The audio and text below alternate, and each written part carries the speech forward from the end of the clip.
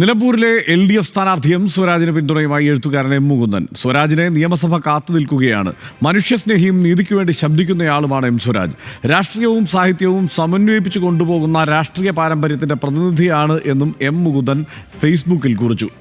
M സ്വരാജിനെ പിന്തുണയ്ക്കുന്ന എഴുത്തുകാരെ വിമർശിച്ച VD സതീശന് മറുപടിയുമായി എഴുത്തുകാരൻ വൈശാഖനും ഇതിനിടെ രംഗത്തെത്തിയിട്ടുണ്ട്. സാഹിത്യമേഖലയിൽ നിന്നുള്ളവരുടെ പിന്തുണ സ്ഥാനമാനങ്ങൾക്ക് വേണ്ടിയല്ല.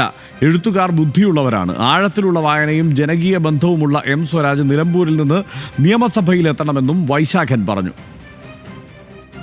ഈ പ്രതികരണങ്ങളിലേക്ക്. നിലമ്പൂരിൽ മത്സരിക്കുന്നു എന്നറിഞ്ഞപ്പോൾ ഞാൻ മാത്രമല്ല സന്തോഷിച്ചത്, എനിക്ക് തോന്നുന്നത് നാടാകെ സന്തോഷിച്ചു എന്നുള്ളതാണ്. സ്വരാജിനെ നിയമസഭ കാത്തു നിൽക്കുകയാണ്. ഇതിനു മുമ്പ് തന്നെ അവിടെ എത്തേണ്ടതായിരുന്നു. ഇപ്പോൾ വൈകിട്ടാണെങ്കിലും സ്വരാജ് അവിടെ എത്തുമെന്ന് നമുക്കിപ്പോൾ ഉറപ്പുണ്ട്. സ്വരാജ് വളരെ വ്യത്യസ്തനായിട്ടുള്ള ഒരു യുവ നേതാവാണ്. ഇപ്പോൾ സ്വരാജ് കേരളത്തിലെ പൂക്കളെക്കുറിച്ചൊരു പുസ്തകം എഴുതി, വളരെ മനോഹരമായിട്ടുള്ളൊരു പുസ്തകമാണ്. അപ്പോൾ പൂക്കളെക്കുറിച്ച് പുസ്തകം എഴുതിയ സ്വരാജ് നിയമസഭയിൽ വന്നാൽ നിയമസഭയിലാകെ പൂക്കൾ വിരിയും, സംശയമില്ല. അപ്പോൾ രാഷ്ട്രീയവും സാഹിത്യവും സമന്വയിപ്പിച്ച് കൊണ്ടുപോകുന്ന ഒരു വ്യക്തിത്വമാണ് സ്വരാജിൻ്റെ. അപ്പം അങ്ങനെ ഒരു പാരമ്പര്യം നമുക്കുണ്ട്. പഴയകാലത്ത് തന്നെ EMS ഒന്നാന്തരം വായനക്കാരനായിരുന്നു, എഴുത്തുകാരനായിരുന്നു. ആ ഒരു പാരമ്പര്യം നമ്മുടെ ഇടതുപക്ഷത്തിലുണ്ട്. അതിൻ്റെ തുടർച്ച കൂടിയാണ് സ്വരാജ്. ഇപ്പം നിലമ്പൂരിലെ സമ്പന്നരായകർക്ക് വീട് കിട്ടിയ ഒരു നേതാവാണ്. അവർ ഈ നേതാവിനെ ജയിപ്പിക്കണം. ഈ സന്ദർഭം പാഴാക്കരുത്. പിന്നെ സ്വരാജിനെ പിന്തുണയ്ക്കുന്നു. സ്വരാജ് വളരെ പ്രതിഭാശാലിയായ ഒരു രാഷ്ട്രീയ നേതാവാണ്. സ്വരാജിന് വലിയ പരന്നവും ആഴത്തിലുള്ളതുമായ വായനയുണ്ട്. ജനകീയനാണ്.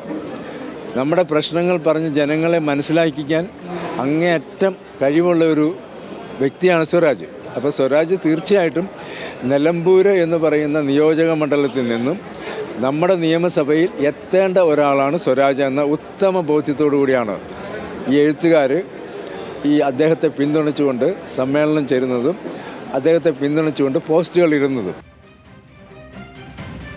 സുജിത് ചന്ദ്രൻ ചേരുന്നുണ്ട് വിവരങ്ങളുമായി. സുജിത്ത്, ഇത് കഴിഞ്ഞ 2 ദിവസമായി ഈ സാഹിത്യകാരന്മാരുടെ പിന്തുണ, എം സ്വരാജിന് കിട്ടുന്ന പിന്തുണയ്ക്കെതിരെ രൂക്ഷമായ ഭാഷയിൽ പ്രതിപക്ഷ നേതാവ് VD സതീശൻ തന്നെ പിന്തുണച്ച് സംസാരിച്ചിരുന്നു. മാത്രമല്ല, സാഹിത്യകാരന്മാർക്ക്, പ്രത്യേകിച്ച് KR മീര അടക്കമുള്ളവർക്കെതിരെ രൂക്ഷമായ സൈബർ ആക്രമണം കോൺഗ്രസ് അണികളുടെ ഭാഗത്തു നിന്ന് ഉണ്ടായിക്കൊണ്ടുമിരിക്കുന്നു. ഈ സാഹചര്യത്തിലാണ് കൂടുതൽ പിന്തുണ വരുന്നത്. എന്താണ് വിവരങ്ങൾ?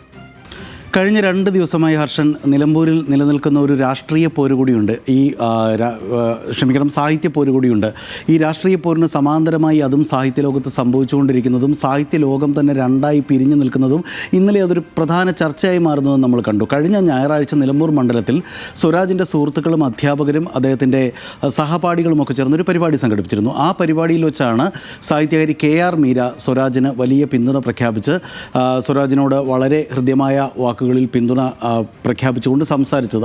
അതിനെ തുടർന്നാണ് ഈ വിവാദം തുടങ്ങുന്നത്. അതിനുശേഷം PF മാത്യൂസ് എത്തുന്നു. സ്വരാജിനോട് ചേർന്ന് നിൽക്കുന്ന, അല്ലെങ്കിൽ സ്വരാജിനെ പിന്തുണയ്ക്കുന്ന സാഹിത്യകാരന്മാർക്കും സാംസ്കാരിക പ്രവർത്തകർക്കും അധികാരത്തോടുള്ള ദാസ്യമാണെന്നും മറ്റും പറയുന്നു. ആ ഒരു വിവാദത്തിൽ അതിന് പിന്നാലെ ബെന്യാമിൻ കണ്ണി ചേരുന്നു. അതിനുശേഷം ഷീല ടോമി, ഹരിത സാവിത്രി തുടങ്ങിയ നിരവധി പേർ എത്തുന്നു. സാംസ്കാരിക രംഗത്തു നിന്നടക്കം VK ശ്രീരാമനും മറ്റും ധാരാളം പേർ സ്വരാജിന് പിന്തുണ പ്രഖ്യാപിക്കുന്നു. അതിൻ്റെ തുടർച്ചയായി ഇന്നും ഇപ്പോൾ സംഭവിച്ചുകൊണ്ടിരിക്കുകയാണ്. ഇപ്പോൾ എം മുകുന്ദൻ പറഞ്ഞത് നമ്മൾ കേട്ടു, വൈശാഖൻ പറഞ്ഞതും കേട്ടു. പൂക്കളെക്കുറിച്ച് പുസ്തകം എഴുതിയ ആളാണ് സ്വരാജ്. പൂക്കളുടെ പുസ്തകം എന്ന പേരിൽ പൂക്കളെക്കുറിച്ച് പുസ്തകം എഴുതുന്ന ഒരാൾക്ക് നാടിനെ സ്നേഹിക്കാൻ കഴിയും. സ്വരാജ് നിയമസഭയിലെത്തിയാൽ നിയമസഭയാകെ പൂക്കൾ വിരിയും.